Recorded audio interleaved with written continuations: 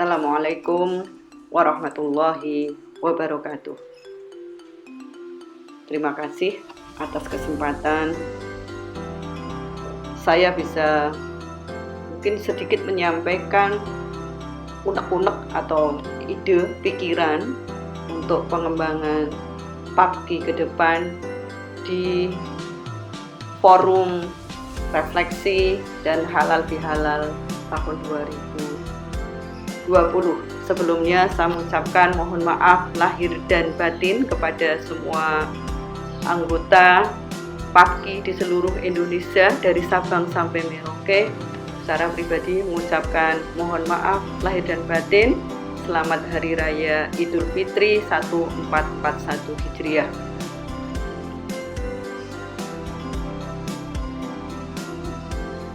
Mengambil atau merespon dari yang sudah disampaikan oleh pimpinan PAPKI dari beberapa video yang sudah saya lihat, saya mengambil beberapa hal yang bisa menurut saya kita lakukan untuk PAPKI ke depan.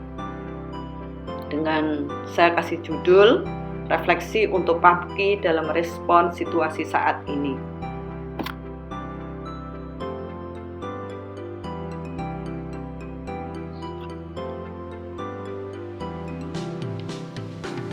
Mengapa PAPKI perlu melakukan ini? Saat ini ada beberapa perkembangan yang perlu kita respon dan PAPKI sudah semestinya kita merespon hal itu. Yang pertama adalah kita merespon kebijakan Kampus Merdeka berdasarkan pada Permendikbud nomor 3 tahun 2020 tentang Standar Nasional Pendidikan Tinggi, tepatnya pada pasal 18 yang disebutkan bahwa pemenuhan masa dan beban belajar bagi mahasiswa program sarjana dan sarjana terapan melalui Merdeka Belajar Kampus Merdeka. Yang kedua, mengapa PAPKI perlu melakukan hal-hal ke depan di dalam menghadapi situasi ini adalah yang kedua, keharusan menghadapi perubahan sosial budaya, dunia kerja dan kemajuan teknologi yang semakin pesat. Dan mungkin kita sudah merasakan semuanya sebagai generasi seperti saya yang sudah berkepala 5 itu, ini mungkin agak keteteran mengikuti perkembangan teknologi yang mungkin tidak bisa kita bendung, sangat cepat dan kita harus menyesuaikan dengan kondisi yang ada ini.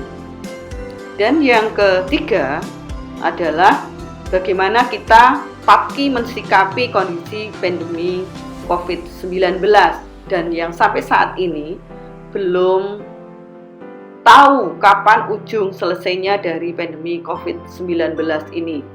Meskipun baru kemarin Pak Presiden menyampaikan tentang new normal atau kenormalan baru, tetapi baru hari kemarin lagi disampaikan bahwa bukan new normal tetapi dengan eksistensi atau tetap produktif di masa COVID-19. Nah, ini perlu kita respon menurut saya di PAPKI. Maka ada 3 hal yang perlu dilakukan oleh PAPKI. Yang pertama, sebenarnya di pokok ini ada mungkin PAPKI secara organisatoris dan mungkin dari personal PAPKI sendiri, sehingga dari personal itu nanti akan menguatkan PAPKI. Maka saya bagi menjadi 3 ide pokok. Yang pertama adalah memahami dan menyusun aksi Merdeka Belajar dan Kampus Merdeka, dan ini mungkin sifatnya adalah perguruan tinggi dan ini nanti akan melibatkan kepada seluruh anggota PAPKI seluruh Indonesia. Yang kedua adalah meningkatkan pengetahuan dan skill pembelajaran yang tadi kita merespon adanya perkembangan teknologi informasi. Yang ketiga adalah penguatan pribadi warga PAPKI pada penelitian dan pengabdian pada masyarakat.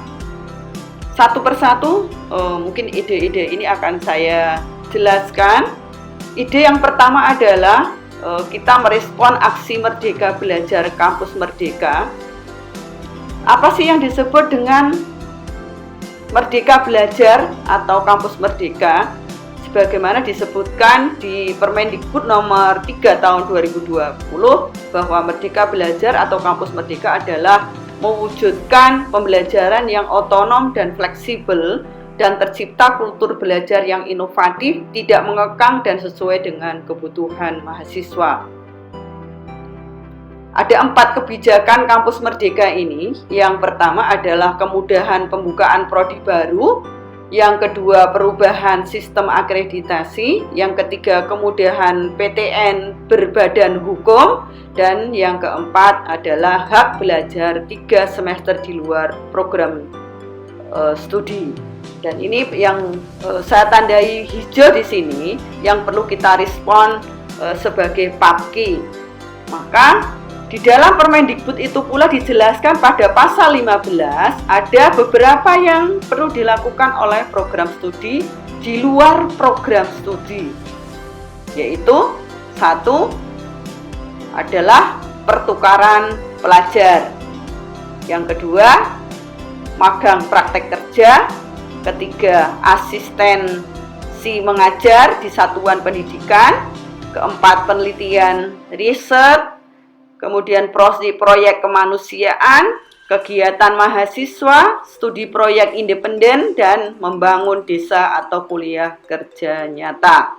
Maka kita PAPKI dalam jangka dekat ini harus berpikir mengharuskan per masing-masing perguruan tinggi merespon untuk melakukan redesain kurikulum. Dan mungkin sebagian dari kita sudah melakukan redesain kurikulum menyesuaikan dengan outcome based education atau biasa disebut dengan OB. Maka sekarang harus ditambahkan dengan menyesuaikan kampus Merdeka dan Merdeka Belajar. Ide yang kedua dari saya untuk PAPKI adalah menguatkan pengetahuan dan skill untuk pengembangan akademik. Dengan semakin berkembangnya IT dan persoalan pandemi COVID-19 sampai kapan berujungnya, berakhirnya ini belum bisa belum bisa ditebak kapan atau mungkin diprediksi kapan akan selesai. Meskipun semalam saya membuka ada 102 daerah yang sudah dinyatakan zona hijau, tetapi itu berada di wilayah-wilayah kecil dari masing-masing kepulauan yang ada di Indonesia. Nanti mungkin bisa dicek di data COVID-19, daerah-daerah 102 itu yang sudah dinyatakan zona nyaman. Tetapi secara makro bahwa itu tidak atau belum menjamin bahwa secara kesehatan itu bisa menjadikan kita beraktivitas sesuai dulu. Dan mungkin dengan itu masih ada keterbatasan. Maka dengan melihat itu semua, maka kita sebagai PAPKI yang pertama harus melakukan pengembangan pembelajaran dengan IT. Dan ini Sunan Kalijogo sudah menetapkan pada semester depan itu masih pembelajarannya berbasis daring. Dan ini harus banyak inovasi-inovasi pembelajaran dengan menggunakan online itu, dari mulai menyiapkan kuliahnya, mungkin tata cara bagaimana kita presentasi, dan berpikir bagaimana tidak memberatkan mahasiswa berkaitan dengan internet, sinyal internet, dan ini mungkin dialami oleh semua dari PAPKI dari Sabang sampai Merauke. Yang kedua adalah kita harus mencoba berpikir bagaimana bentuk praktikum yang akan dilakukan di masing-masing prodi kita. Juga mungkin KKN dan skripsi online. Dan karena ini semuanya berbasis online, makanya dari praktikum pun mungkin kita harus berpikir praktikum yang berbasis online. Maka kerjasama dengan online, yang berbasis online, seperti ini yang dilakukan oleh Jogja. Pak Said sudah membangun kerjasama dengan LPA Klaten, itu sangat membantu kita mungkin, dan nanti bisa kita lanjutkan dan lebih juga nanti akan mengembangkan sayapnya. Kecuali mungkin kalau praktikum di rumah sakit itu masih bisa dilakukan di rumah sakit, karena rumah sakit satu lembaga yang dalam pandemi COVID-19 ini yang masih bisa dibuka, sehingga mungkin praktikum bisa ke rumah sakit. Kemudian yang ketiga adalah kita PAPKI harus berpikir layanan BKI online yang efektif.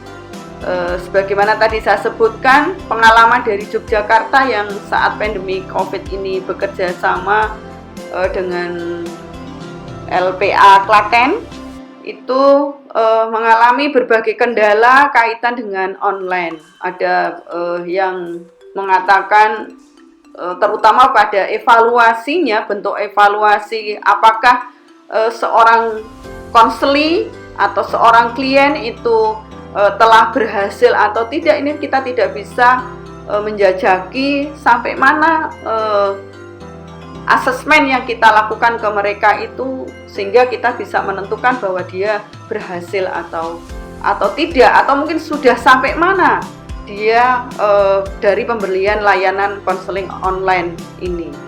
Dan ini harus dipikirkan bagaimana mungkin bentuk strategi-strateginya, dan ini sepertinya PAPKI harus melakukan mungkin bentuk seminar dari merespon pikiran-pikiran saya, sehingga satu persatu akan disampaikan oleh satu narasumber yang bagian menguasai. Nanti mungkin ada forum seminar tersendiri, dan mungkin dari siapa di kita yang sudah siap, karena kita sekarang via virtual, maka mungkin akan lebih murah. Yang ketiga yang kita lakukan adalah sebagai PAPKI, mungkin ini secara personal, dan tetapi nanti akan membangun PAPKI secara secara sosial. PAPKI itu di dalam penguatan pribadi dalam pengembangan Tridharma perguruan tinggi. Nah, untuk kali ini penguatan pribadi ini kan tentu Tridharma perguruan tinggi kita berinovasi dari pembelajaran, dari penelitian, dan kemudian dari pengembangan masyarakat maupun penunjang. Secara utuh nanti Bapak Ibu bisa melihat di link YouTube ini.